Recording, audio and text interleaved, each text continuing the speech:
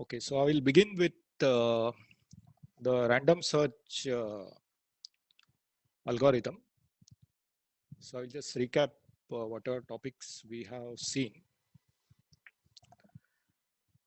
So the first thing that we talked about is the difference between the deterministic and stochastic methods. So in this, we have seen that the random search method which we are discussing is a stochastic method or probability based method, since the sample points we are generating randomly. So there is against the deterministic method like the Cauchy's steepest descent or the boxes method. So against this method, the random search method, and later on what we are going to see, the genetic algorithm. So they are different. And some features of the stochastic method we have seen. So the methods, one of the main feature which is to be remembered is that it may lead to different minima when run repeatedly. So it first thing, it doesn't guarantee, in that sense, no method guarantees a final solution. But the deterministic method in certain class of problems can guarantee a accurate solution, whereas the random search method don't guarantee the solution in most of the cases. Then we have seen the logic of random search method. So essentially this method works with, if you are considering a two domain work or two domain search problem, you start with some feasible point and you have got some feasible region within which you are searching. So in this feasible region, you will randomly start picking the points. So few of the points will go out of the search region. So those will be rejected and a new point will be picked till the time you get all the required number of points in your domain. And then you will start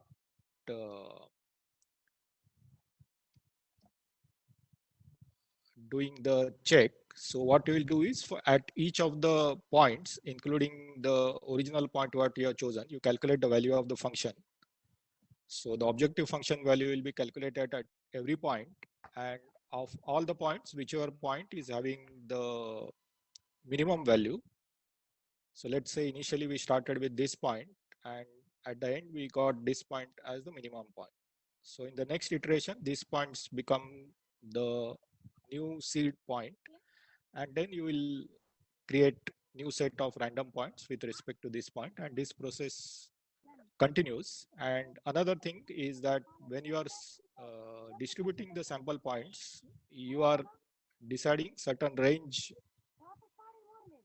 about around which you will be searching. So this range keeps on shrinking. So that is the part of the algorithm. अगं lecture चालू आहे range नाहीये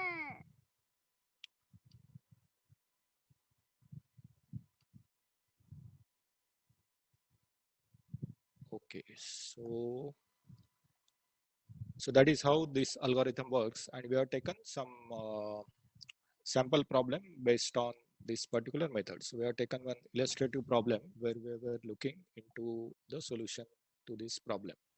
So I have given a spreadsheet through which the solutions were obtained. So that is a gist of the random search method that we were first topic of today's interaction.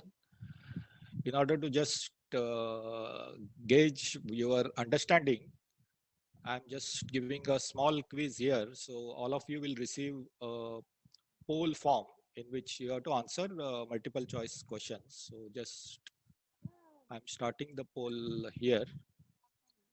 I'm just want to confirm that everybody is with me, right? Can somebody answer on behalf of others that you are able to get what I'm telling? Yes, sir. Okay, thanks. So I'm now launching a poll where you will be giving multiple choice questions based on random search method, and you will get about 2-3 minutes to solve this. So we'll stop here, and I will just quickly go through the questions and answers to that. So the first one is, which of the following is true? Boxes method is an example of stochastic method, so it is not. Exact solution is always guaranteed in deterministic method. It is not. So no method guarantees, except in few special cases, it can be guaranteed. Exact solution is not guaranteed in stochastic method, which is true, and it is true for any of the methods in general. And last option is not valid here. Second question is, random search method may lead to different minima when run repeatedly, state true or false. So that is a feature of random search method. So true is the correct answer.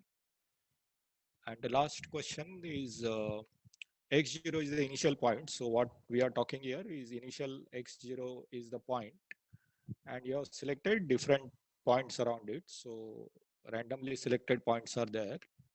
The question says that during the iteration, that is when you are moving from this iteration to next iteration, the choice, which of the following is true? That is what is asked. The first thing is, function value at x0 is included in the evaluation of new initial point for next iteration. So when we are going to decide which of the points is acceptable, is to be considered as a new starting point for the new iteration, so is the point x0 included? So it's the option says that it is included, which is correct.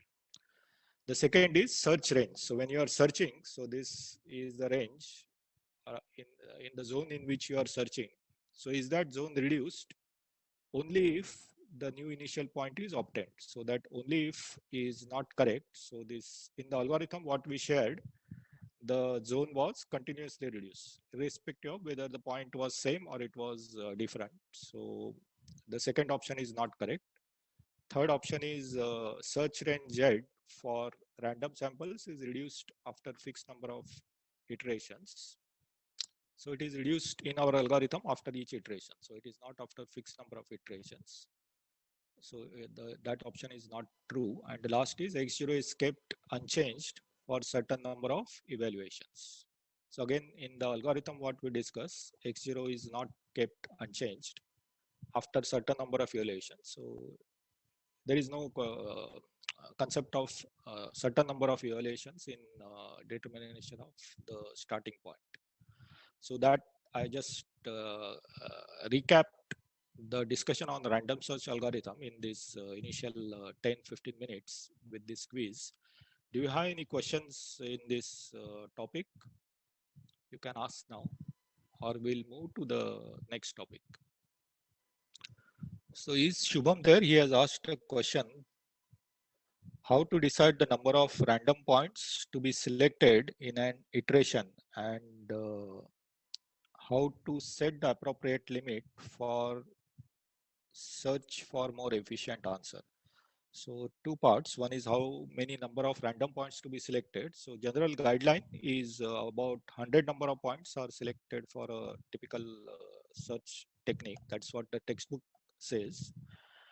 And the second part is how to set appropriate limit for search. That is the Z range, how to set. I believe what that is what he is asking. So that there is no guideline for that. So it is by trial and error. So that is how it goes about. Okay, so should we move ahead? Sir, Yeah. sir, that limit was that number of iterations in a that random search means till what we can limit that, and still what iterations we can do that random search for that point. Okay, so the number of iterations is not set, in the sense you basically look for the accuracy. So if you are looking for certain number of decimals, so you check the two successive solutions. If they are within your tolerance, then you stop. But of course, this can lead to infinite loop or very long time. So in that sense, the number of iterations are limited by your computing power, not really by algorithm. Am I clear?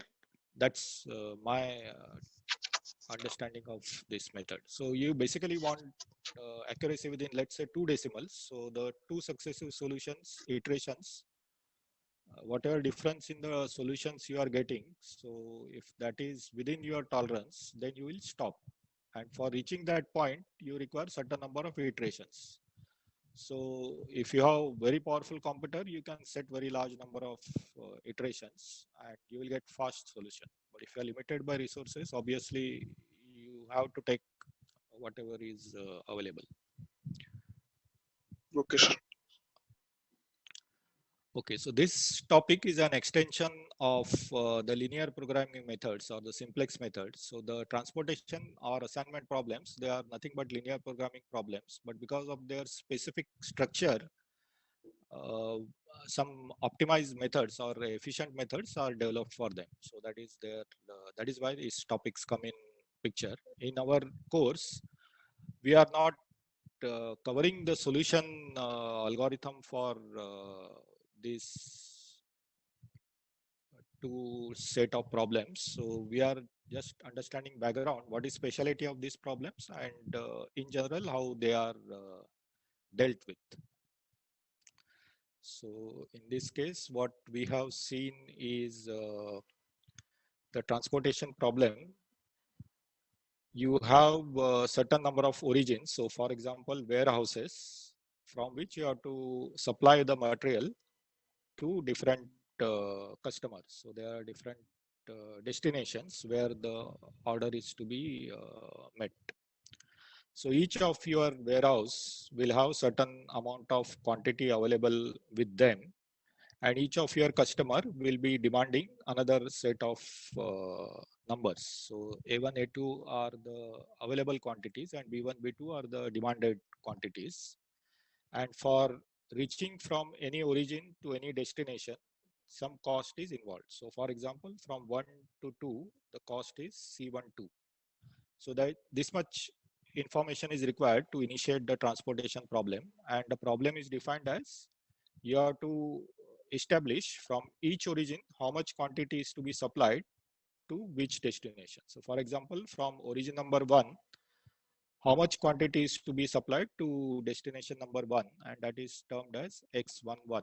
So like that, from origin 1 to destination 2 will be X12. So in that sense, there will be multiple numbers that you'll have to decide. And in terms of the definition, in terms of the standard uh, linear programming problem, it is defined as given here. So the objective function is minimization of the cost. So the cost is defined as cost of each path and the quantity which is delivered along each path. So the multiplication of the cost and quantity which is getting transferred along that path and addition of all this cost gives you the total cost which you want to minimize. And the constraints are, the first constraint is that the A1 is the amount which is available at origin 1, or at ith origin the quantity available is AI. So that origin can supply to the various destinations. If you sum up whatever supply is done from ith origin, the sum of all those should be less than what is available. So that is just common sense that you cannot supply more than what you have. And the next condition is opposite, that here you are considering in terms of whatever is demanded. So Bj is the quantity demanded by jth destination. So it should be less than what could be supplied. So it should, the quantity which is demanded would be less than the summation of all quantity which is available. Now, with this inequality constraints, the problem becomes more complex. You have to add the slack variables, or you will have to add other variables in order to make the problem in the standard simplex form. And you can solve it in that sense, but it becomes easier if you can make this problem as a balanced transportation problem. So in the balanced transportation problem, all the inequalities are converted into equalities. So in order to do that, you have two smart ideas. So first idea, if your supply is more than what is getting demanded, So in that case, you add a dummy destination to cover the excess quantity that is available with you. And in the other case, and in this case, that dummy destination, the cost of transporting to that dummy destination is considered as 0, so that it doesn't interfere with your total minimization problem. And the other scenario is that your destination is higher than what you can supply. So your total supply is smaller than what is being demanded. So in that case, you will have one dummy source or dummy origin, which will have the remainder quantity available to them. And again, you solve with cost from that dummy destination, dummy origin as 0. So in transportation problem, you always balance the problem first by adding either dummy origin or dummy destination, and then you proceed to the formation of tableau. So that is the standard format in which the problem is defined. So I'll skip this slide, and the standard tableau has format as shown here. So it has got a grid. The grid rows are the origins. So as many origins are there, that many rows will be there. And the columns are the destinations. So the number of destinations are given by the number of columns which are written here. At each of the intersection, that is, for example, if we are considering from origin 3 to destination 2, so at this particular cell, you will find the information regarding to the cost. So cost of transferring from origin 3 to destination 2 is C32, which is written in the corner block, which is placed inside this cell. And the quantity inside this cell is at that iteration, whatever quantity you are considering. So those will be considered for the problem. Okay, so yeah, and the last rows and last column include the quantities which are available and which are demanded in the respective row and column. Sir, few students want to join the lecture. Can you admit them? Yeah, I just now saw that. I'm just admitting them.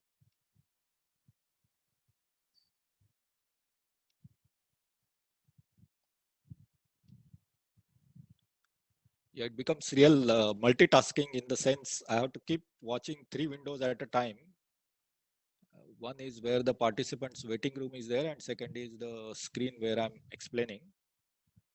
So sort of my CPU is running very fast. Okay.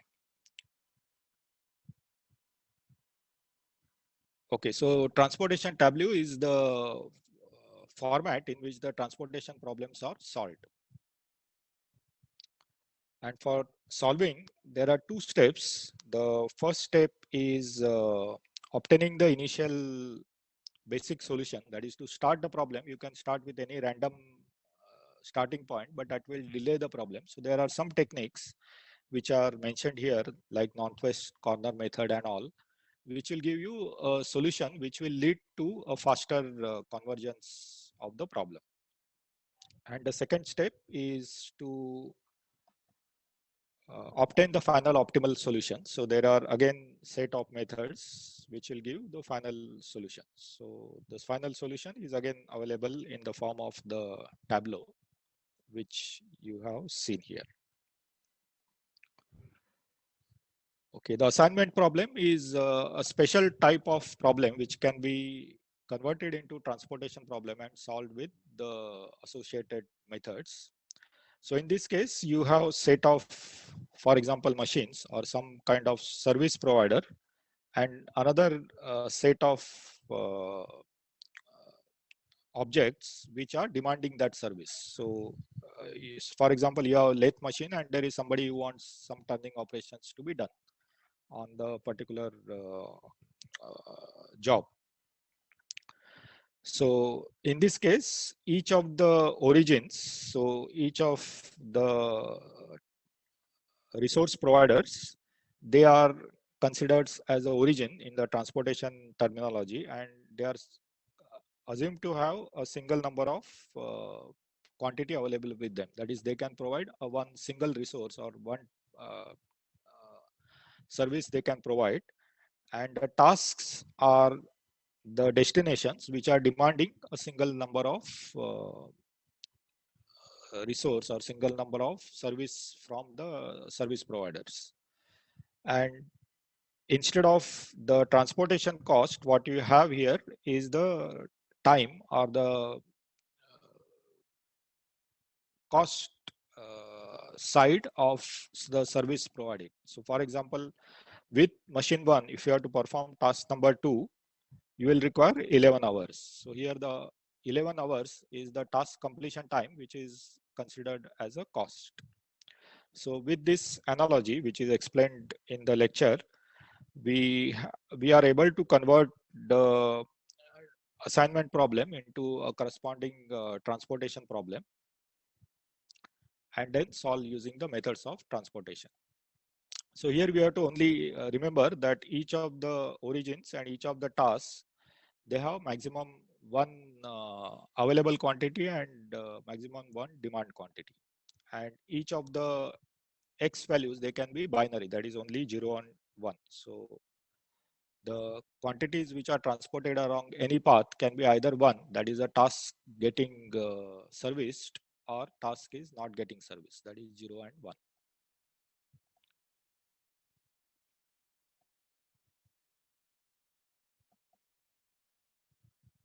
Okay, so again, we have seen how to convert the assignment problem into a Tableau form, and example solution is given, but in this course, we are not looking at the solution aspect. So before we go to question and answer into, okay, so let's have the question answer in this session. I think Shubham has a question there.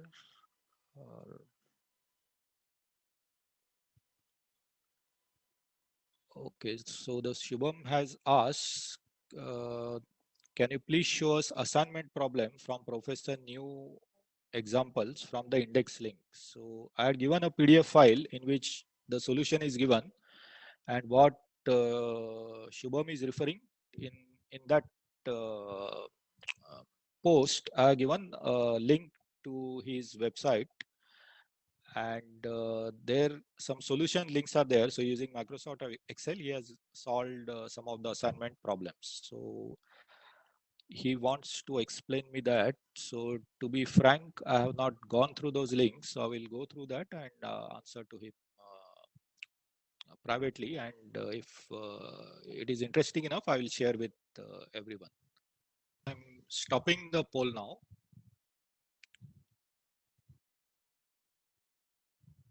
Okay, so I think I can share the results. I don't know how, in what way you will see the results, I don't know.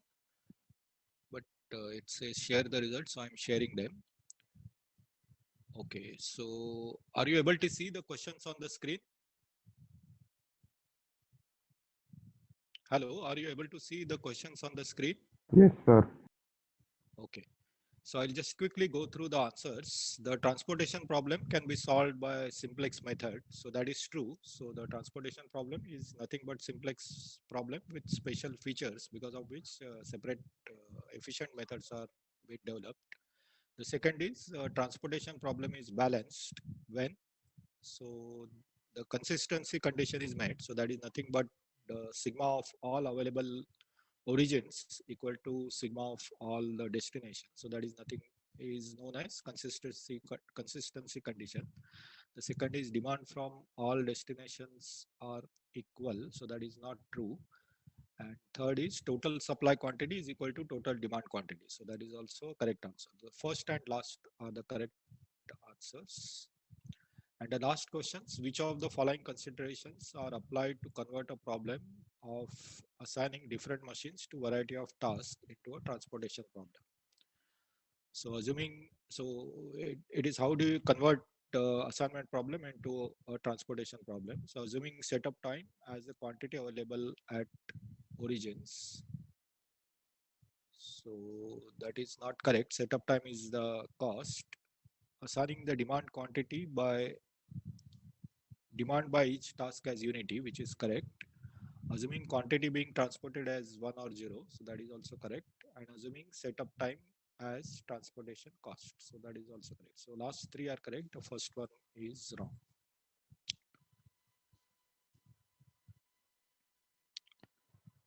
Okay, so we are into the integer programming. So in this case, we have seen the different scenarios in which the integer programming is used. So there are some set of problems where you will require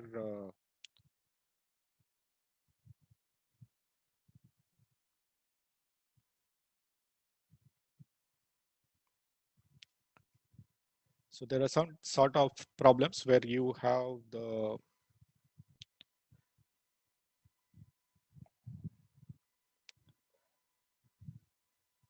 integers as the nodes. In another set of problems, you have a sort of list of some code names or labels which are available to you as variables. So for example, if you are selecting plates, the plates may be available in 8 thickness, 10 thickness, 12 thickness. So in this case, they happen to be integers, but it could be 8.4 mm, 10.3 mm, and so on. So although they are real numbers, they are actually tags to qualify a particular type. So this is also an integer problem. And the last set is a binary where you can either 0 or 1. So variables can take 0 and 1 problem. So based on them, you are having the problems which are defined as of types which are given as either integer programming, which involves the use of integers, or discrete programming where you have variables in the discrete range, or mixed problems, or 0 1 problems.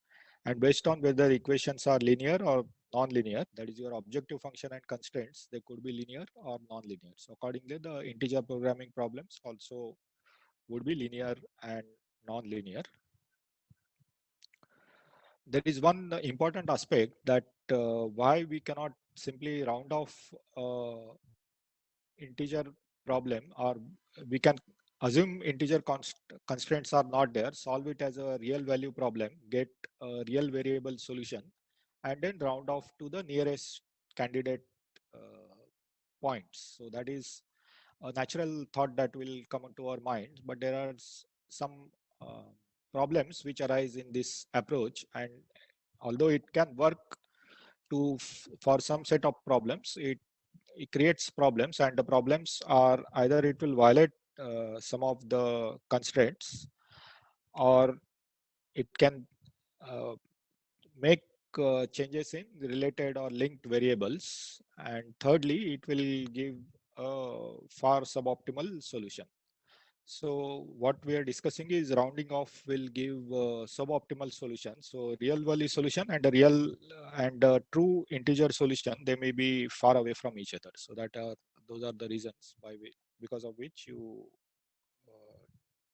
this method cannot be used.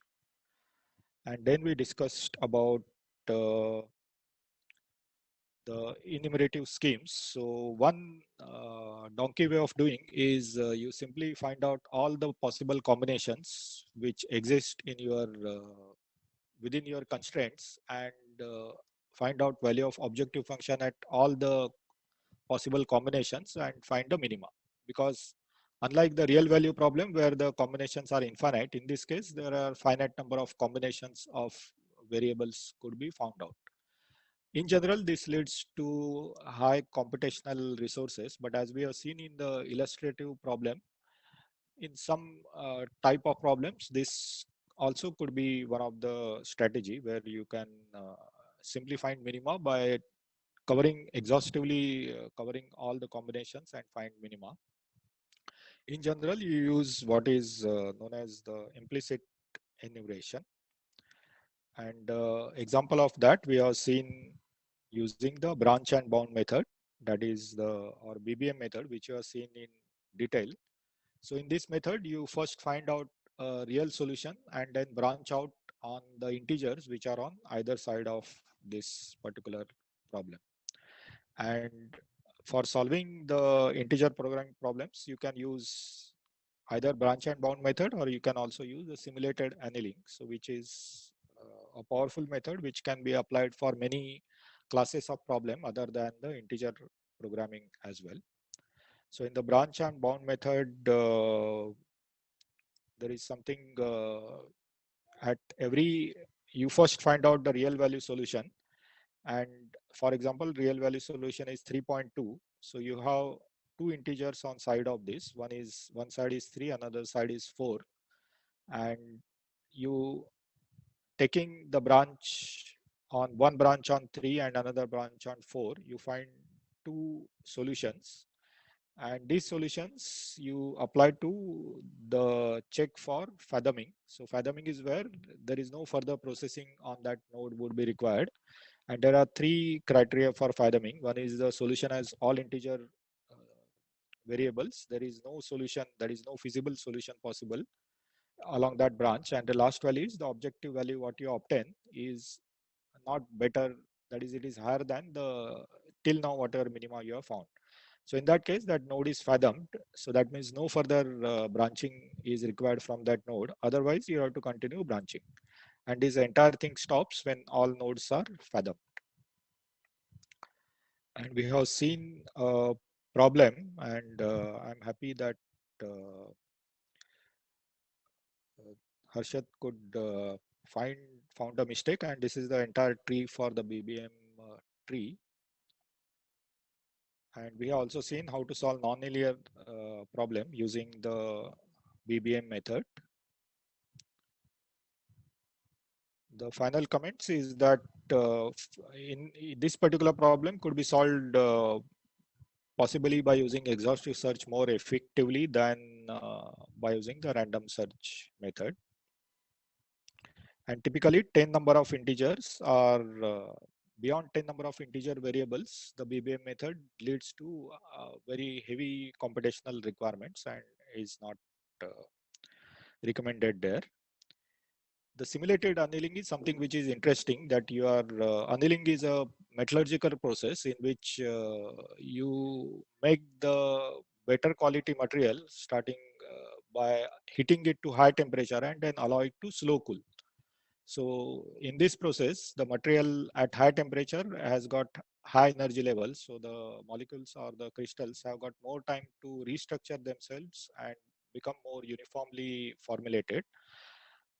This particular idea is used in optimization, and the parallels or the analogy is the energy level which the material particles or material elements are having is analogous to the objective function. So what we are trying here, we want to reach the most uniformly structured material which has got the least number of disturbances or impurities and any locked up stresses. So that is the least energy state where you want to reach in annealing process. In optimization process, you are trying to minimize the objective function. So energy is analogous to the objective function. The temperature is the driving agent. So at higher temperature, you are having higher energy levels, and the equivalence of that is how much freedom of search you are doing in the optimization at every level.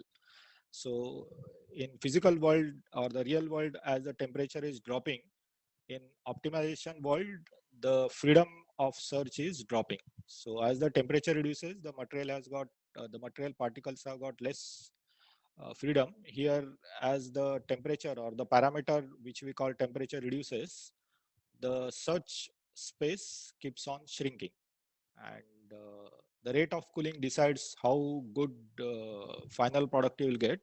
In optimization, the cooling schedule or the how you are dropping the temperature or what extreme values you are using, how many iterations you are considering in between, they are similar to the cooling schedule. So that is the idea, and the algorithm has two elements which needs to be considered. So this particular part of the algorithm is known as metropolis criteria. So that allows. So this is very powerful criteria which is used in statistics and operation research problems. So where you have to seek random samples in a particular fashion, this criteria allows you. So in this case, we want to minimize the energy value, or we want to minimize the temperature, minimize the objective function value.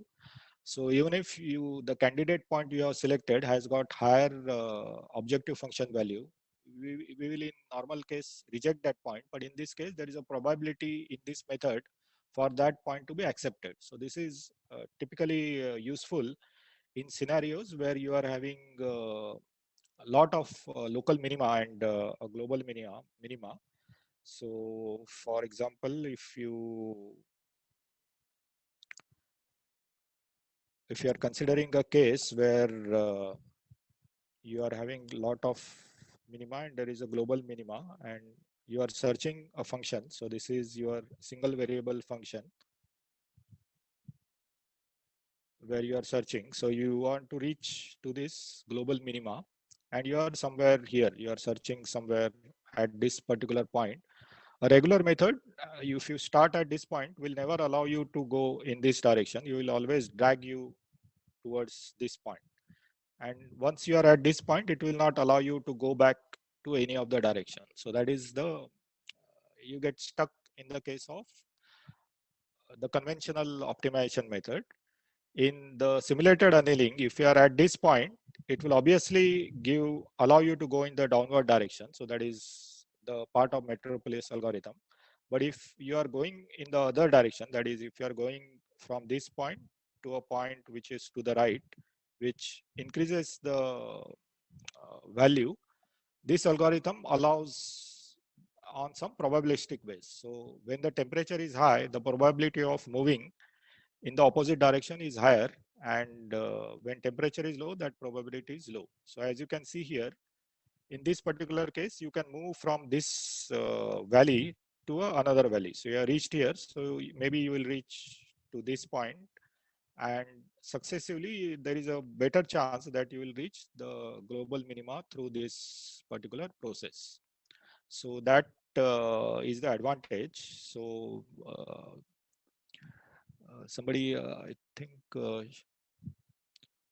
Shubham only had asked a question that it is not clear that in simulated annealing how the global minima is achieved. So I tried to explain in a hurry that particular point. And it essentially, the trick is not getting trapped in a local zone by moving towards the gradient which descends towards the minima, but allow sometimes to go to a opposite direction. And this going to the opposite direction is allowed at the initial. So initially you can have many random jumps. So from this point you can jump to another point, from there to another point, and then so on. So through these jumps you will be reaching, probability of reaching the global minima increases. So that is how this algorithm works. And we had seen the problem which is solved using the algorithm which I got from the internet, and by modifying that algorithm to our problem, we could see that the effect of temperature and other variables can be seen in this particular case. So we are having now 5 more minutes because some of you have lectures at 3 o'clock. So any questions on this topic?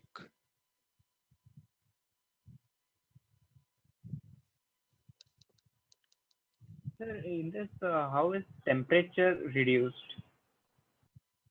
The temperature is reduced in your program. You have to write a function.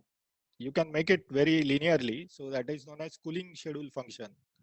So you can define from Tmax to Tmin in a linear way within a certain number of iterations. So within 50 iterations, you want to reach from 500 to 50. So that in the code, you have to write it. So it is not done automatically. I don't recollect in that code what I have shared, what is done there, but it is the engineer's freedom to choose that cooling schedule. So there are many research paper which study the effect of this cooling schedule on the efficiency of your optimization. So different. So it is this particular method does simulated annealing is sort of more of a skill. So for your particular problem, you can tweak this particular method so that it is becomes very super fast as compared to other methods. But that finding out the best combination, what should be max, Tmax, Tmin, the way you should cool it, that is a specialty of your problem. So to answer your question, the way temperature is reduced is multiple ways it is reduced. It could be linear or parabolic or exponential, whatever function you want to do. Essentially, you have to reduce the temperature. I think I have answered your query. Yes, sir.